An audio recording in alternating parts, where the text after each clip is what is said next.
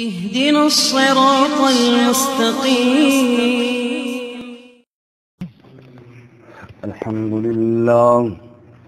الحمد لله وكفى، الصلاة والسلام على خاتم الرسل وسيد الأنبياء وعلى آله وأصحابه الأتقياء. أما بعد فأعوذ بالله من الشيطان الرجيم. بسم الله الرحمن الرحيم. الحمد لله رب العالمين، الرحمن الرحيم، مالك يوم الدين. إياك نعبد وإياك نستعين، اهدنا الصراط المستقيم، صراط الذين أنعمت عليهم غير المغضوب عليهم ولا الضالين.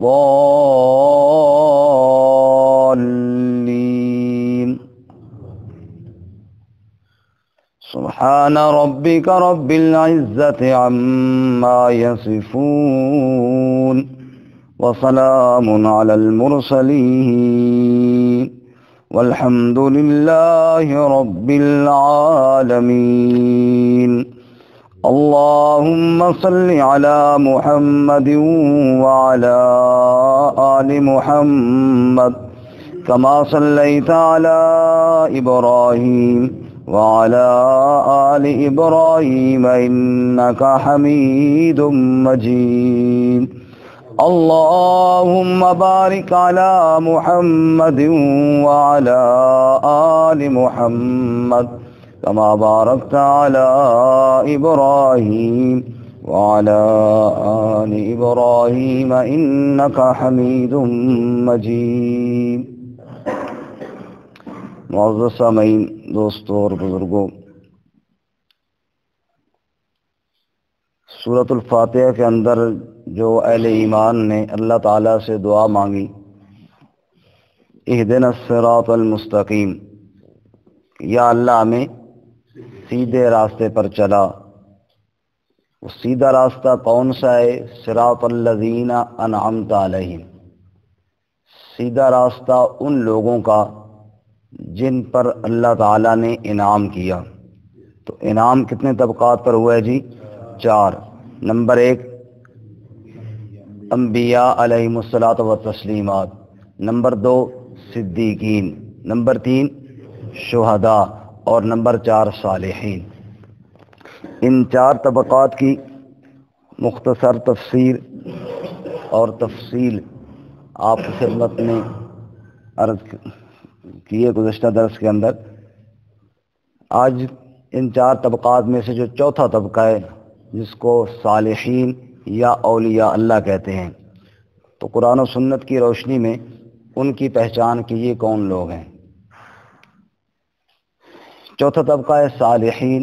صالحین جمع صالح کی قرآن میں جا بجا ہم پڑھتے ہیں الذین آمنوا وعملوا الصالحات، نیک اعمال کرنے والے. اور اس سے پہلے 12 آپ سن چکے ہیں کہ عمل نیک وہی ہوگا جو سنت کے مطابق ہوگا. سنت سے ہٹ کر چاہے کتنا ہی اچھا عمل کیوں نہ کیا جائے، وہ عمل نیک نہیں کہلایا جا سکتا.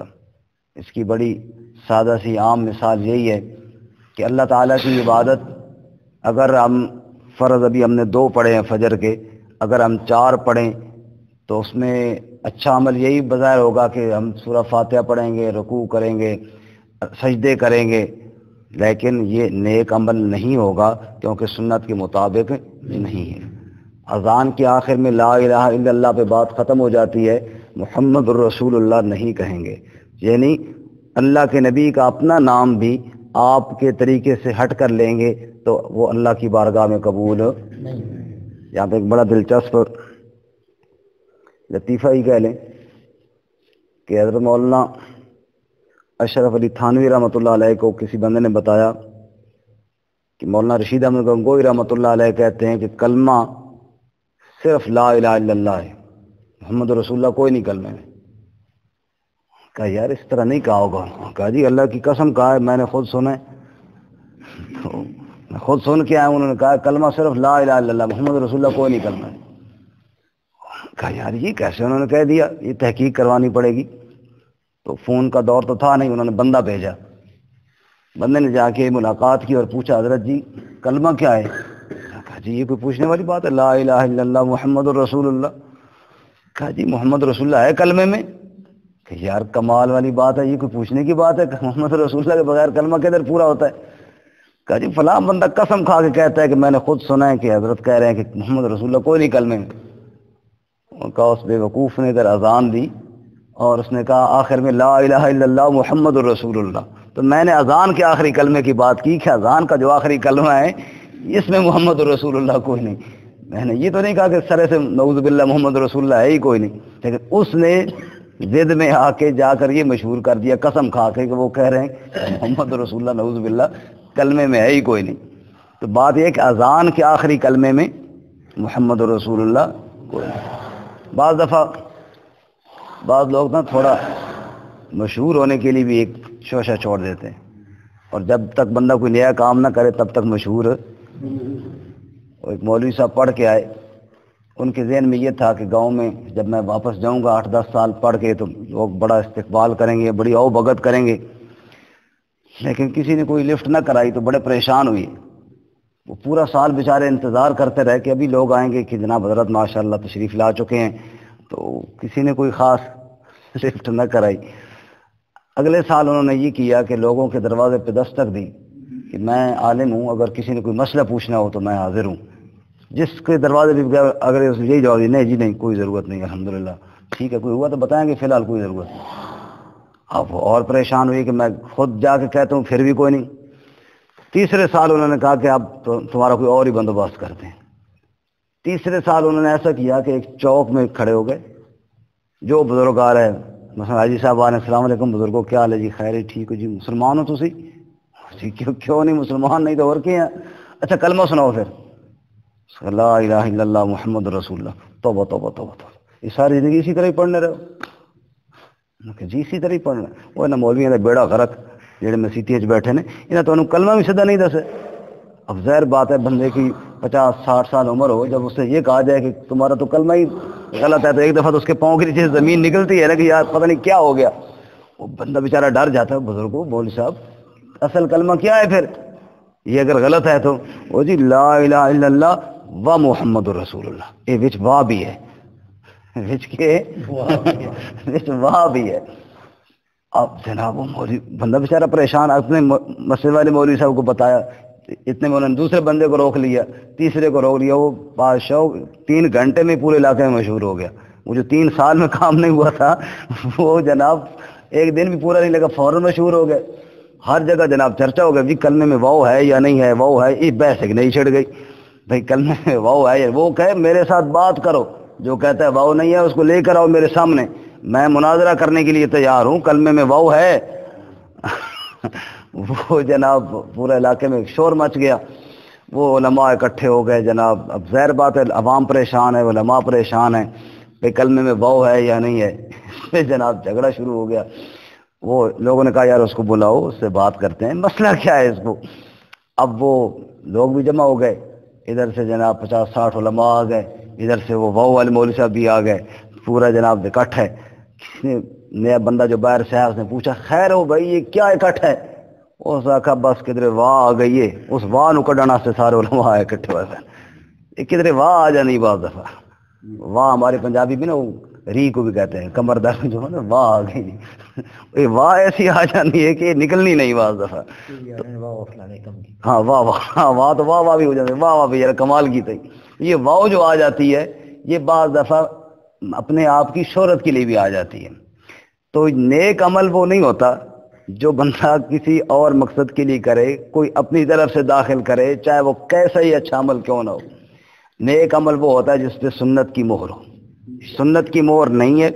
اگر نیک عمل ہوتا تو نعوذ باللہ دیکھیے نا جی، ہم ابو بکر صدیق سے بڑے عاشق رسول نہیں، ہم عمر فاروق سے بڑے عاشق رسول نہیں، ہم عثمان علی رضی اللہ تعالیٰ عنہ اجمعین سے بڑے عاشق رسول نہیں، ہم بلال سے بڑے عاشق رسول نہیں کہ بلال جو انگاروں پر لیٹ گیا اس سے بڑے کوئی عاشق رسول نہیں۔ اگر نبی پاک صلی اللہ علیہ وسلم کے ساتھ محبت ہے تو پھر طریقہ آپ کی سنت کا اختیار کرنا پڑے گا۔ خیر، بات تو انعام یافتہ طبقات میں سے چوتھے طبقے کی ہو رہی ہے، جس پر اللہ تعالیٰ کا انعام ہوا، اس کو صالح بھی کہتے ہیں، ہمارے اسلام میں زیادہ ولی کہتے ہیں، قرآن کی اصطلاح میں بھی ہے اولیاء اللہ، اللہ کے ولی، ہمارے یہاں بھی زیادہ ولی کہا جاتا ہے۔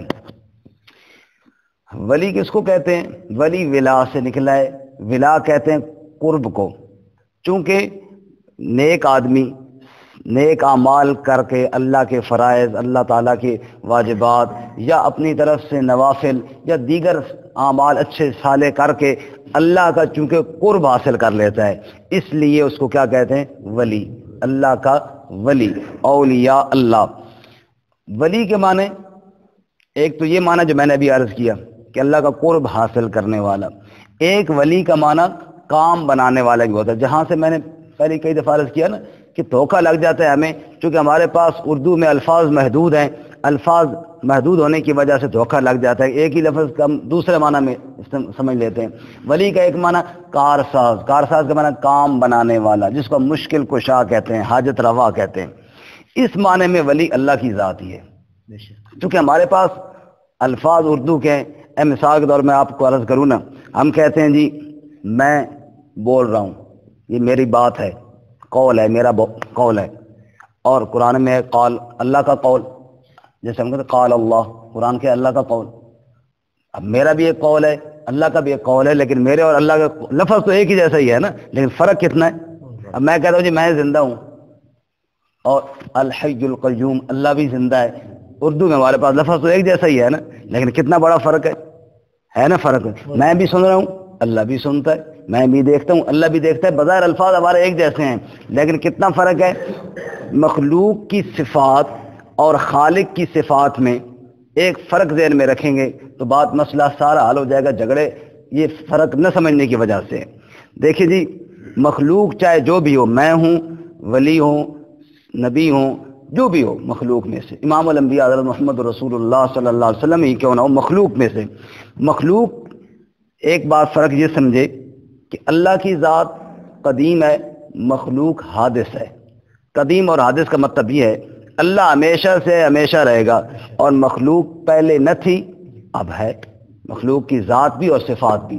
اب جناب کیا معنی ہو گیا؟ میں بھی زندہ ہوں، اللہ بھی زندہ ہے، لیکن میں پہلے زندہ نہیں تھا، اب ہوں، اور اللہ ہمیشہ سے ہمیشہ رہے گا۔ اب یہ فرق ہے نا، لفظ تو ایک جیسا ہے، فرق یہ ہے میں سنتا ہوں لیکن پہلے نہیں سنتا تھا، میں اب سنتا ہوں، شاید پھر بعد میں پھر نہیں سنوں گا، لیکن اللہ ہمیشہ سے سنتا ہے، ہر وقت سنتا ہے، قریب دور سے ہر ایک کی سنتا ہے۔ یہ فرق ہو گیا، میں دیکھتا ہوں ایک حد تک دیکھتا ہوں، اس سے آگے نہیں دیکھ سکتا، اور میرا دیکھنا ایک پہلے نہیں تھا اب ہے۔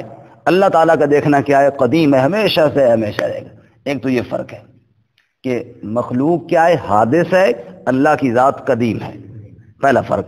دوسرا فرق یہ ہے کہ مخلوق کی صفات اور مخلوق کی ذات محدود ہیں، اور اللہ کی ذات و صفات لا محدود ہے۔ مخلوق کا دیکھنا، مخلوق کا سننا، مخلوق کا بولنا، مخلوق کی جتنی صفتیں ہیں ان کی ایک حد ہے، چاہے جو بھی ہے۔ کسی نے تھوڑا دیکھ لیا، کسی نے زیادہ دیکھ لیا۔ ہم میں سے کسی نے جنت کو دیکھا ہے؟ باقی نہیں بولتے، میں شاک میں دیکھا ہے، نہیں دیکھا نا کسی نے۔ ہم نے میں سے کسی نے جنت کو، نبی پاک صلی اللہ علیہ وسلم معراج کی رات کے آپ نے جنت کو دیکھا نا، لیکن لنریہ من آیاتنا، اللہ نے زیادہ دکھا دیا، لیکن ایک حد ہے ضرور وہاں بھی، ایک حد۔ کسی نے تھوڑا دیکھا، کسی کو اللہ نے زیادہ دکھا دیا، لیکن پھر بھی ایک حد ضرور ہے، اور اللہ تعالیٰ کا دیکھنا وہ بغیر حد کے ہے۔ سبحان اللہ۔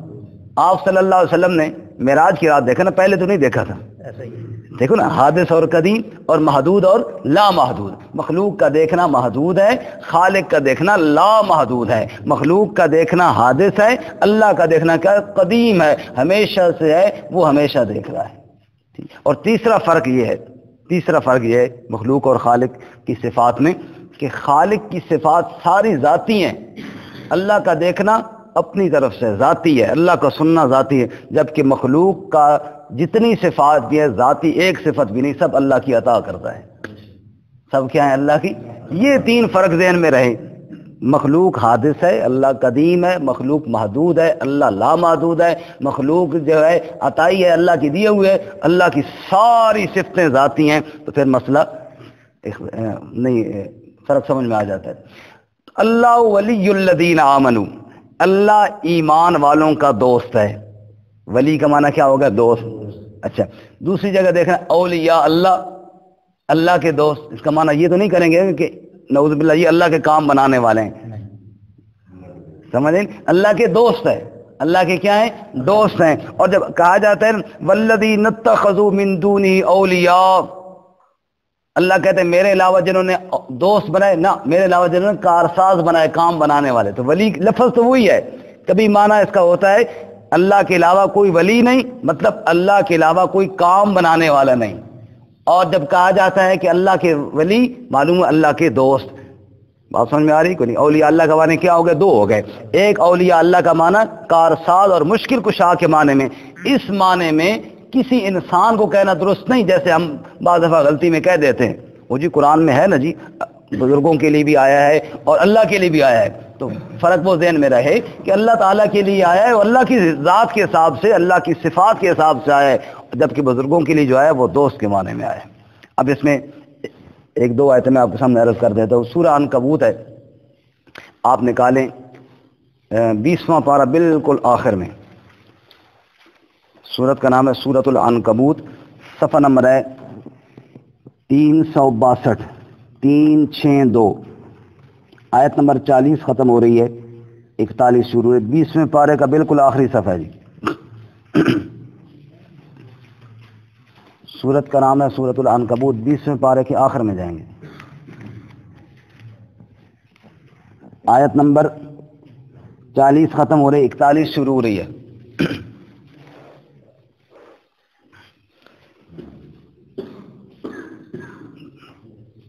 ذہن میں رہے اولیاء بمانا کارساز، مشکل کشا، کام بنانے والا، یہ اللہ کے لیے ہے، اللہ کے علاوہ اور کسی کے لیے جائز نہیں ہے۔ صفحہ نمبر 41، آیت نمبر 41، سورہ عنکبوت۔ مثل الذین اتخذوا من دون اللہ اولیاء، مثال ان لوگوں کی جنہوں نے ٹھہرا لیا اللہ کے علاوہ اولیاء، کارساز، مشکل کشا۔ یہاں پہ دوست بنانا معنی نہیں ہوگا، کیونکہ دوست تو میں، آپ میرے دوست ہیں، میں آپ کا دوست ہوں۔ یہاں پہ اولیاء کا کیا معنی ہے؟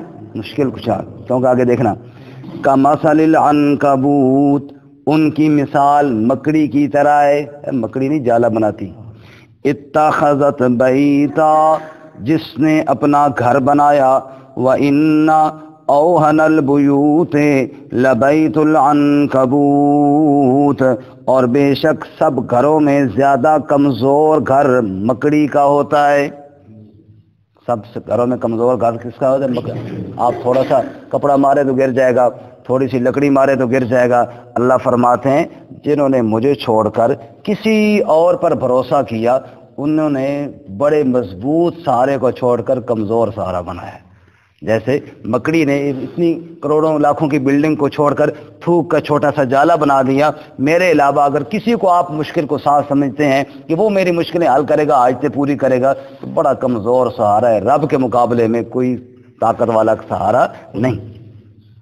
لو کانوا یعلمون، کاش کہ وہ جان لیتے، ان اللہ یعلم ما یدعون من دونہ من شیء۔ اب یہاں پہ اولیاء کا معنی مشکل کشا کیوں ہے؟ اگر یہ دیکھو واضح ہے، ان اللہ یعلم، بے شک اللہ جانتا ہے، ما یدعون، کہ جس کو وہ پکارتے ہیں، من دونہ من شیء، اس کے علاوہ جس شے کو بھی، وہو العزیز الحکیم، وہ غالب بھی ہے، حکمت والا بھی ہے۔ اللہ فرماتے ہیں میں جانتا ہوں جن کو تم پکارتے ہو نا کہ وہ ہمارے ولی ہیں، مطلب ہمارے مشکل کشا ہیں، وہ جو ہیں وہ تو مکڑی کے جالے کی طرح کمزور سہارے ہیں، اور میرا سہارا بڑا مضبوط ہے کیونکہ میں اللہ عزیز بھی ہوں، میں اللہ تعالیٰ حکیم بھی ہوں۔ تو یہاں پہ اولیاء کا کیا معنی ہوگا؟ مشکل کشا، کار ساز، کام بنانے والے، سمجھ آئی؟ اب ولی کا دوسرا معنی، اس پہ اور بھی آیات ہیں کافی ساری، لیکن چونکہ وقت نہیں، ولی کا دوسرا معنی آپ دیکھنے کے لیے جائیں جی 11ویں پارے میں، سورہ یونس ہے، صفحہ نمبر 195، آیت نمبر 61 ختم ہو رہی ہے، 62 شروع ہو رہی ہے، صفحہ نمبر 195، 195، 195، سورت کا نام ہے سورہ یونس، آیت نمبر 62، آیت نمبر 62 سورہ یونس۔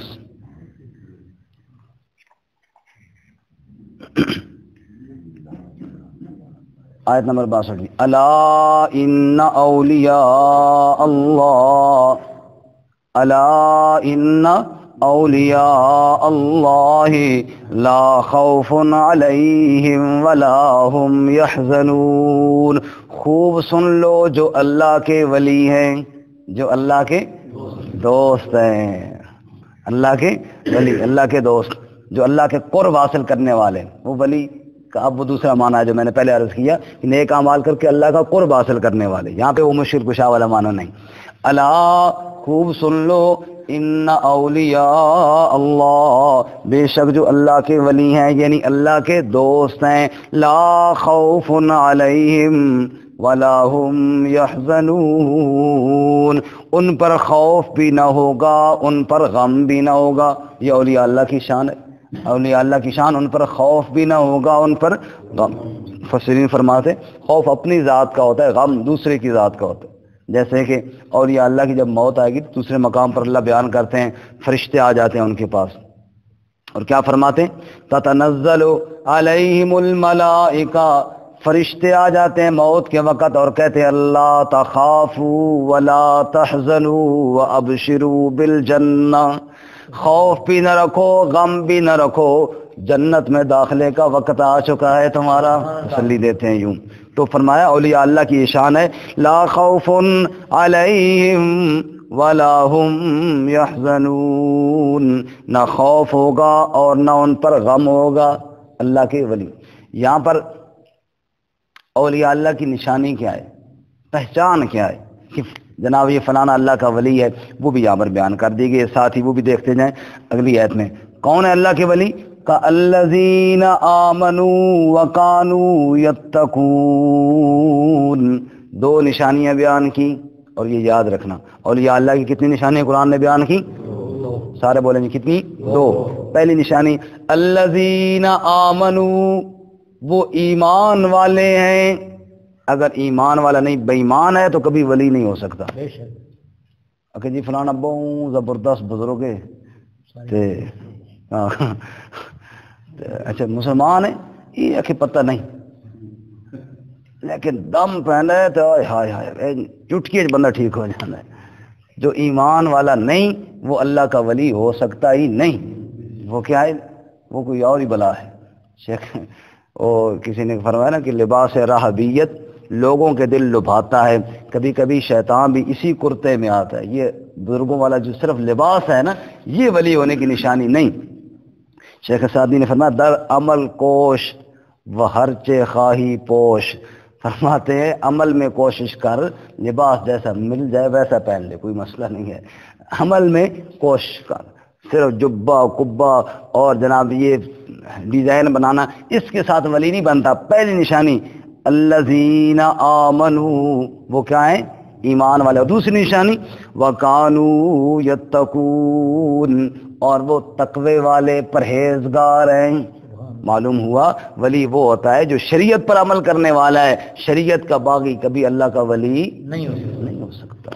یہ شریعت اور طریقت کا تلازم ہے آپس میں، کہ اگر کوئی آدمی اللہ کا قریب بنتا ہے تو اس راستے سے ہو کے جائے جو راستہ محمد الرسول اللہ صلی اللہ علیہ وسلم نے چھوڑا ہے، اس راہ سے ہٹ کر کسی اور راستے سے وہ کہے کہ میں رب تک پہنچ جاؤں، اللہ کہتے ہیں مجھے کوئی اور راستہ نہیں قبول ہے۔ تو وکانو یتقون. یہی وجہ ہے حضرت جنید بغدادی رحمۃ اللہ علیہ بڑے ایک اللہ کے ولی تھے، اللہ کے بزرگ تھے، جن کو تقریباً سارے لوگ مانتے ہیں. ان کے پاس ایک بندے نے کہا جی میرا جو پیر ہے نا وہ بڑا زبردست پہنچا ہوا بزرگ ہے. اچھا جی کیا نشانی ہے تیرے پیر کے بھئی پہنچے ہوئے کی؟ یہ بھی ہمارے ایک اسلام فلانا پہنچ گئے جی، پہنچے ہوئے کی کیا نشانی ہے؟ اس نے کہا جی وہ بالکل ہوا میں بھی اڑ لیتا ہے. حضرت جنید بغدادی نے فرمایا ہوا میں اڑنے کے ساتھ کوئی اللہ کا ولی ہوتا تو یہ مکھیاں اور مچھر سارے اللہ کے ولی ہوتے. مچھر جناب اڑ رہا ہے ہوا میں اور یہ ڈینگی تو بڑا چوٹی کا ولی ہوتا. تو کہا جی کوئی اور نشانی بتاؤ. اس نے کہا جی وہ پانی میں بھی چل لیتا ہے. کب پانی میں چلنے سے ولی بنتا تو مینڈک سارے ولی ہوتے، یہ جناب ٹھک ٹھک کر کے پانی پہ چلتے ہیں. انہوں نے کہا جی پھر آپ بتائیں کہ کیا نشانی ہے؟ فرمایا وکانو یتقون، محمد مصطفیٰ صلی اللہ علیہ وسلم کی سنت کی اتباع کرنے والا ہے تو وہ اللہ کا ولی ہے. آپ صلی اللہ علیہ وسلم کی سنت کی جھلک اس کی کردار پہ نظر آئے وہ کیا ہے؟ اللہ کا ولی ہے. اور اگر نبی پاک صلی اللہ علیہ وسلم کی سنت کا باغی ہے تو وہ اللہ کا ولی ہرگز نہیں ہو سکتا. تو یہ نشانی الذین، دو نشانیاں، الذین آمنوا نمبر 1، وکانوا یتقون نمبر 2. جس کے اندر یہ دو صفتیں ہیں اس کے لیے تو رب کا وعدہ ہے لہم البشرا فی الحیات الدنیا وفی الآخرہ. ان کے لیے تو بشارت ہے دنیا کی زندگی میں بھی اور آخرت کی زندگی میں بھی. لا تبدیل لکلمات اللہ، اللہ کے کلمات کو کوئی تبدیل نہیں کر سکتا. رب نے جو ان کے ساتھ وعدہ کیا یہ ایسا ہی ہوگا. ذالک هو الفوز العظیم. اور یہ بڑی کامیابی ہے جس کے اندر یہ دو صفتیں آ گئی. وہ بندہ کیا ہو گیا جس کے اندر یہ دو صفتیں آ گئیں. ایسا نیک آدمی تو بالکل مل جائے، اس کی جوتیاں سر پہ رکھ، اس کا احترام کر، اس کے ساتھ اس سے رہنمائی حاصل کر شریعت کے معاملے میں، اس کا ہاتھ تھام. بالکل یقیناً یہ بندہ تو بڑا تجھے اچھا مل گیا ہے. اور اگر یہ دو صفتیں نہیں ہیں تو فرمایا پھر وہ اس قابل نہیں کہ اس کی اتباع کی جائے. ہمارے استاد مولانا شیر محمد صاحب رحمۃ اللہ علیہ فرمایا کرتے تھے دین 3 چیزوں کا نام ہے، علم، عمل اور اخلاص. جو علم ہو اس پہ عمل کرو اخلاص کے ساتھ. اور فرمایا ان 3 چیزوں کے لیے، ان 3 چیزوں کے ساتھ اگر چوتھی چیز مل جائے کہ ایمان اور تقوی والا کوئی شخص مل جائے اور وہ آپ کی رہنمائی کرتا جائے تو اس کو جو سونے پہ سہاگا ہے. یہ کیا ہے؟ اور اگر ایمان اور تقوی والا نہ ملے تو فرمایا پھر اس سے کی کوئی ضرورت نہیں ہے. صراط الذین انعمت علیہم، یا اللہ ان لوگوں کی راہ پر چلا جن پر تیرا انعام ہوا. وہ کون ہیں؟ وہ تیرے ولی بنے، وہ تقوی والے بنے، وہ ایمان والے بنے، جنہوں نے نیک اعمال کیے، تیرا قرب حاصل کیا. یا اللہ ہمیں بھی ان کے راہ پر چلا. اور ان کے معاملات ایک اللہ کے ساتھ ہیں، ایک مخلوق کے ساتھ ہیں. اللہ کے ساتھ ان کا معاملہ تو ایمان اور تقوی والا ہے، اور مخلوق کے ساتھ ان کا معاملہ حسن اخلاق والا ہے. شیخ سعدی شیرازی فرماتے ہیں شنیدم کے مردان راہ خدا، دل دشمنان نہ کردت تنگ، تو راکہ میسر شبد ای سعادت بادوستانت خلافست و جنگ. میں نے یہ بات سنی ہے کہ جو اللہ کے نیک ولی ہوتے ہیں نا، جن کو ہم اولیاء اللہ کہتے ہیں، ان کی حالت کیا ہوتی ہے؟ دل دشمنان نہ کردت تنگ. وہ تو دشمن کا دل بھی تنگ نہیں کرتے، وہ تو دشمن کو بھی اذیت پہنچا کر خوش نہیں ہوتے. تو راکہ میسر شبد ای سعادت، تجھے یہ مقام اور یہ سعادت کیسے حاصل ہو؟ با دوستانت خلافست و جنگ، تم تو دوستوں کو نہیں چھوڑتا، تم تو اپنوں کو نہیں چھوڑتا. اچھے اخلاق کے بغیر کوئی اللہ کا ولی نہیں بن سکتا، اور ایمان اور تقوی کے بغیر کوئی اللہ کا ولی نہیں بن سکتا. صراط الذین انعمت علیہم، یا اللہ ان لوگوں کی راہ پر چلا جو تیرے نبی کے بھی غلام ہیں، جو تیرے ساتھ بھی جن کا معاملہ درست ہے اور تیری مخلوق کے ساتھ بھی جن کا معاملہ درست ہے. اے اللہ میں ان لوگوں کی راہ پر چلا. وآخر دعوانا